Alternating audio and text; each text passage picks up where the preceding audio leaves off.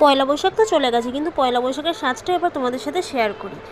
আমি একটা দেখো সাদা রঙের টপকে ব্লাউজ হিসাবে পরেছি, আর তার সাথে মায়ের এই পিঙ্ক কালারের শাড়িটা পরেছি, আর এর সাথে আমি কিছু সিলভার অক্সিডাইজ জুয়েলারি পেয়ার করছি, যেগুলো প্রত্যেকটাই মিশো থেকে নেওয়া। এরপরে দেখো কানের দুল যেটা পরেছি সেটা কিন্তু আমি ফ্লিপকার্ট থেকে নিয়েছি, আর এটা খুব হেভি নয়, বাট খুব সুন্দর কানের দুলটা। এরপরে যেহেতু গরমকাল, মেকআপটাকে লং লাস্টিং করতে হবে প্লাস হাইড্রেটেড থাকতে হবে, তার জন্য আমি প্রথমে সানস্ক্রিন অ্যাপ্লাই করার পরে ইউজ করেছি ময়শ্চারাইজার।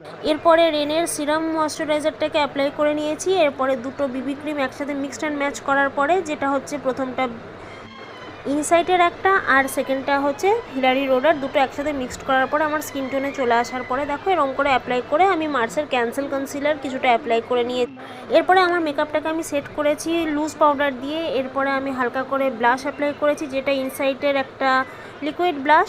তো এটা অ্যাপ্লাই করার পরে খুব সুন্দর ন্যাচারাল লুক আসে।